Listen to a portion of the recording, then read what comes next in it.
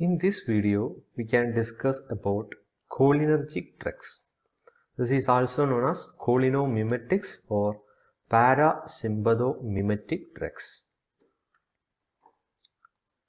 Here we will discuss the introduction, classification of cholinergic drugs, mechanism of action, actions or pharmacological effects of cholinergic drugs, adverse drug reactions, uses or indication or applications of cholinergic drugs.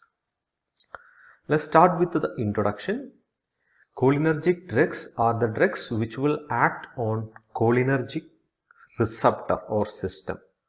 So as we mentioned or as we discussed before, cholinergic system or receptor are the receptor which will produce the effects as that of parasympathetic system. So it will mimic the effect of parasympathetic system. It will produce the effect which is similar to the parasympathomimetic effects, and this drug will mimic the action of acetylcholine. So this drug is also known as cholinomimetic or parasympathomimetic drug. Now coming to the classification of cholinergic drugs or cholinomimetic or parasympathomimetic drug, it is mainly classified into directly acting cholinergic drugs and indirectly acting cholinergic drugs. Directly acting cholinergic drugs are cholinergic agonist, which means it will act as an agonist for the cholinergic receptors.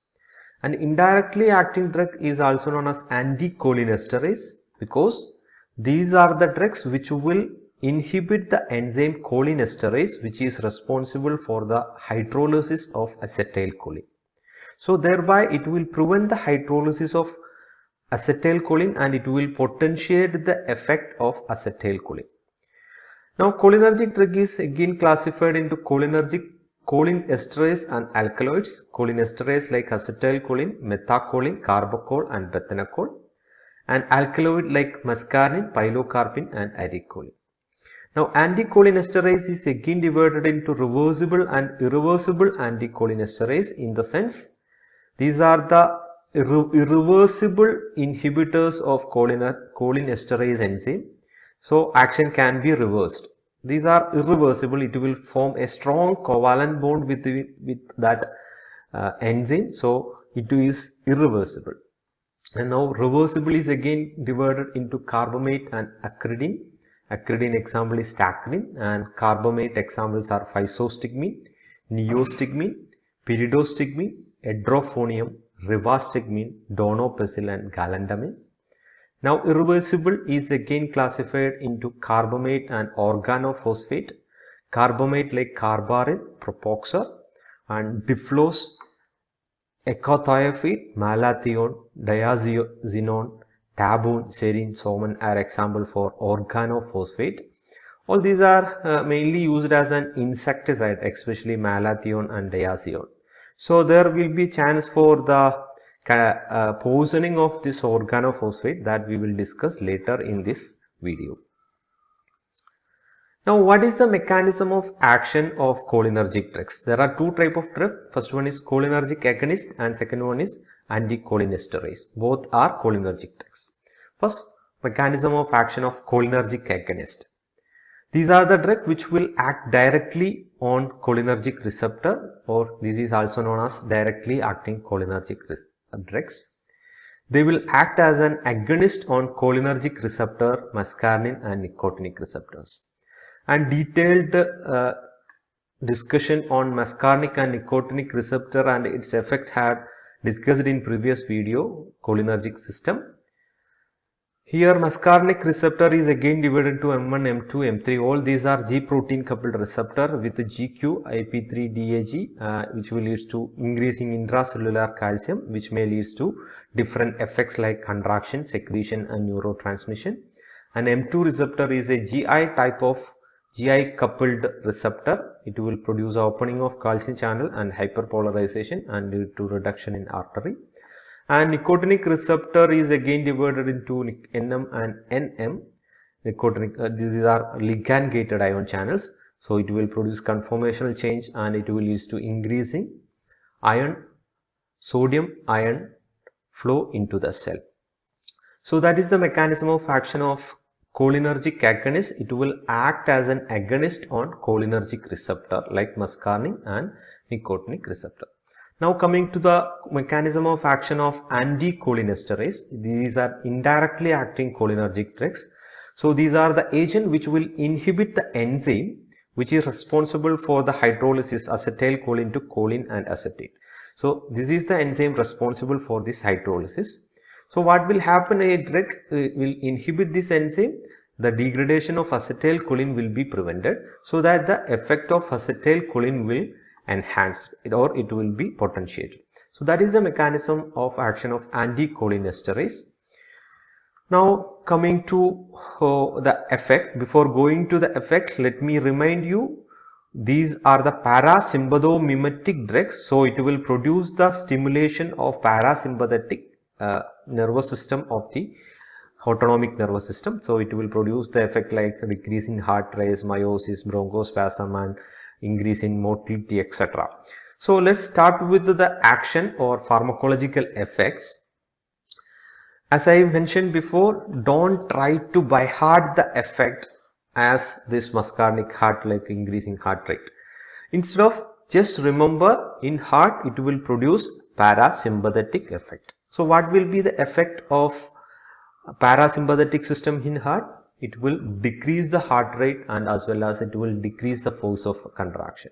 So that is the pharmacological action. So what will happen if it is there will be a decrease in heart rate and decrease in force of contraction? It will lead to bradycardia. That is the adverse drug reaction. It may lead to bradycardia. Now this is present in the heart. In heart cell, M2 receptor are present. So by acting this drug on M2 receptor, it will produce decrease in heart rate and force of contraction, which will lead to bradycardia. Now coming to blood vessels, M3 receptor are present, which will lead to dilation of blood vessel. And what will happen if blood vessels get dilated? There will be a falling BP. Now coming to the smooth muscle, M3 receptor is present in the smooth muscle. In effect, the cholinergic drug, it will lead to parasympathomimetic effect is contraction. So where are the smooth muscles are present? First one is GIT, gastrointestinal tract. So due to the contraction of gastrointestinal tract, there will be an increasing tone. It will lead to increasing peristalsis and it will lead to evacuation of GIT. So there will be a chance for defecation. It may be involuntary defecation. Now urinary tract, there will be a contraction of destrus muscle. It will lead to voiding of bladder, leads to urination. And respiratory tract, there will be a contraction and increase in secretion. It may lead to asthma. Now coming to the exocrine gland, M3 receptor are present. What is the effect of parasympathetic system on exocrine gland? It will produce the increasing secretion. So it will produce the secretion increase, leads to different gland, leads to lacrimation on lacrimal gland, and salivary gland leads to increasing salivary secretions and different increasing bronchial and gastric secretion. Now coming to the eye, M3 receptor are present. And here the contraction of ciliary muscle of iris will be produced. So it will lead to pupil constriction. Also there will be an increasing flow of aqueous humor and it will lead to reduction of IOT. IOT is the intraocular tension. So that is the effect of cholinergic drugs in eye. Now coming to the effect in the nicotinic receptor. In autonomic ganglia, high dose will stimulate both the sympathetic as well as parasympathetic effect. In high dose of acetylcholine after the atropine, it may lead to tachycardia instead of bradycardia. And in case of skeletal muscle, it will produce contraction, and high concentration leads to twitching, fasciculation followed by prolonged depolarization and paralysis of neuromuscular junction. And cholinergic do not have any action in the CNS because it will do not penetrate the CNS barrier. So these are the pharmacological actions or effect of the cholinergic drugs. Now this is the difference between physostigmine and neostigmine. This is seen as a differentiation question in university question papers. So what is the difference between neostigmine and pyridostigmine? Both these are anticholinesterase drugs which will inhibit the cholinesterase enzyme, thereby it will prevent the hydrolysis of acetylcholine to choline as well as acetate. So it will potentiate the action of acetylcholine. But the physostigmine is natural, but neostigmine is synthetic. And physostigmine is a tertiary amine and neostigmine is a quaternary amine. Physostigmine have good oral absorption, neostigmine have poor oral absorption, and good tissue penetration in case of physostigmine and poor tissue penetration in case of neostigmine. And it will cross BBB, blood-brain barrier, and it will produce the CNS effect. Neostigmine will not cross the BBB and do not produce any CNS effect. And this is mainly used for the glaucoma. Physostigmine is mainly used for the glaucoma and neostigmine is mainly used for myasthenia gravis.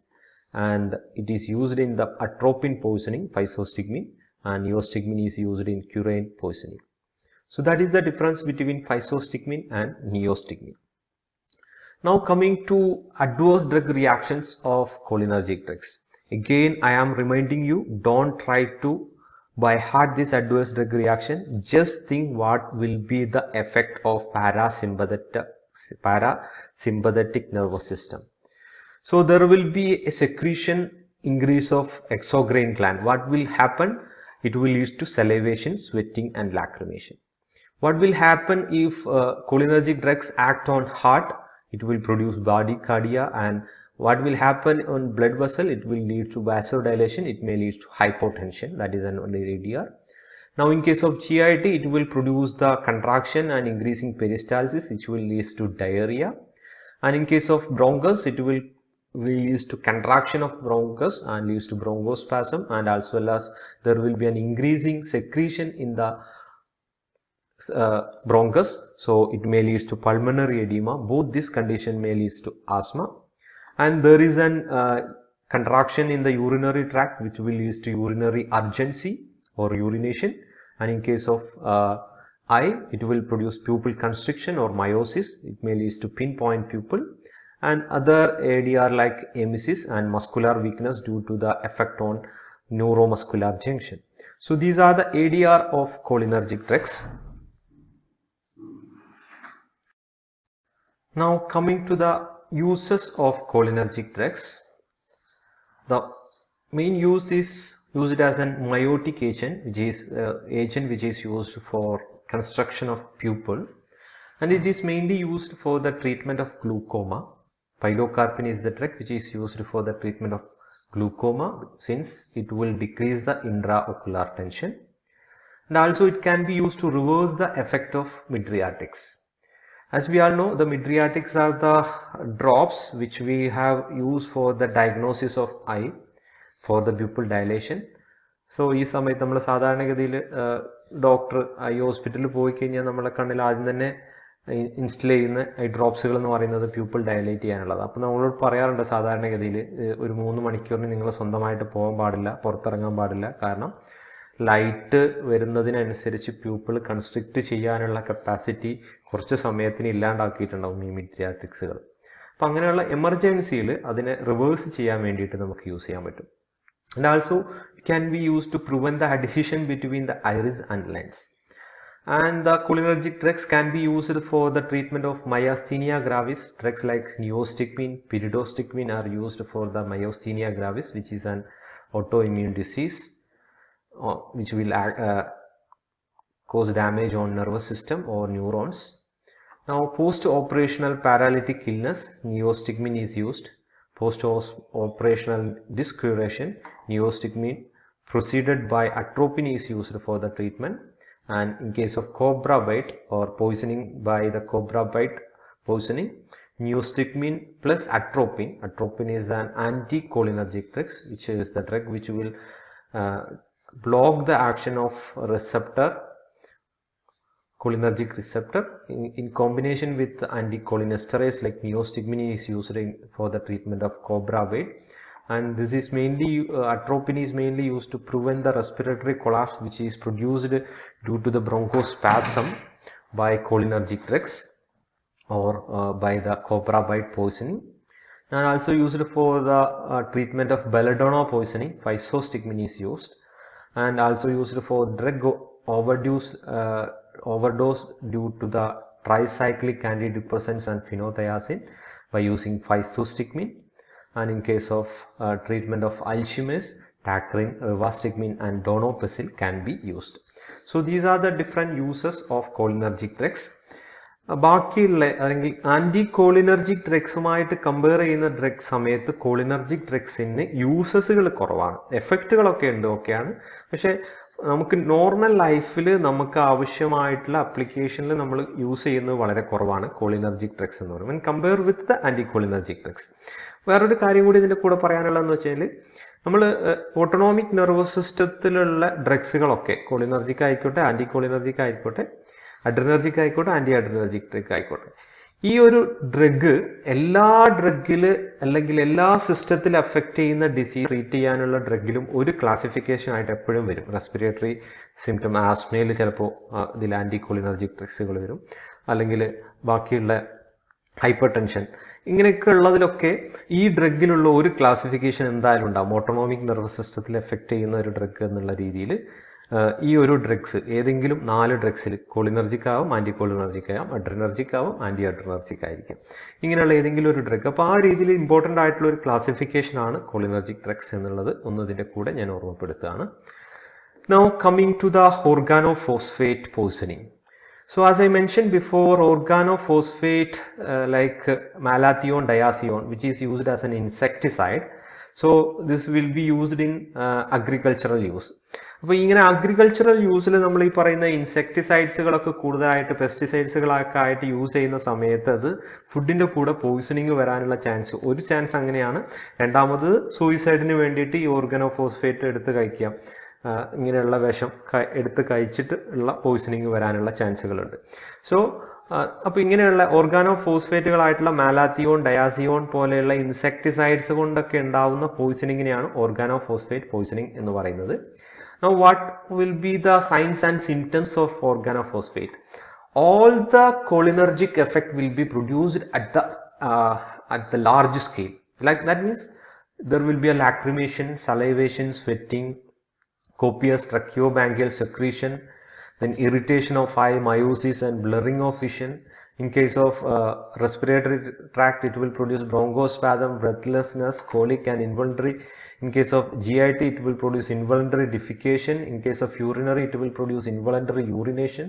And in case of cardiovascular system, there will be fall in BP and bradycardia or tachycardia, depends on the effect. Then cardiac arrhythmia and vascular collapse.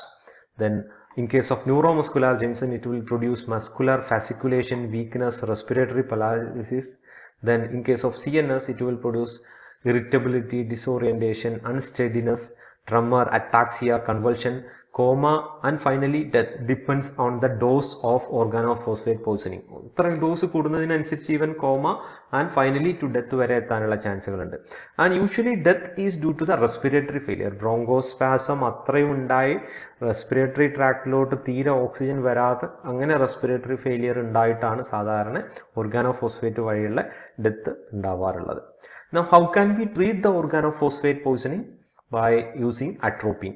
Atropine is an anticholinergic drug. Organophosphate എന്ന് പറഞ്ഞു കഴിഞ്ഞാൽ ഒരു ആന്റികോളിൻ esterase drug ആണ്. Acetyl കോളിൻ്റെ ഹൈഡ്രോളിസിസിനെ prevent ചെയ്യുന്ന ഒരു irreversible ആയിട്ടുള്ള ഡ്രഗാണ്.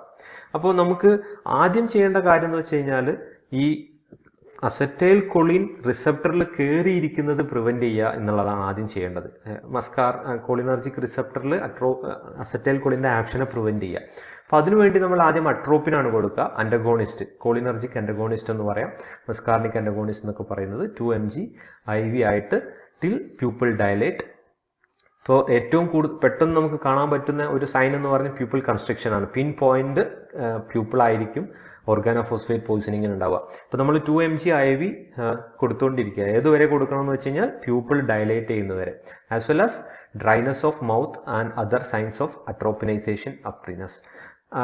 അത് opposite effect ഉണ്ടാവും. നമുക്ക് കോളിനർജിക് ഡ്രഗിന്റെ എഫക്റ്റ് സലൈവേഷൻ ഉണ്ടാവുക എന്നുള്ളതാണ്. അപ്പോൾ ഇങ്ങനെ സലൈവറി സെക്രീഷൻസുകൾ ഉണ്ടാവും, സ്വെറ്റിംഗ് ഒക്കെ ഉണ്ടാവും.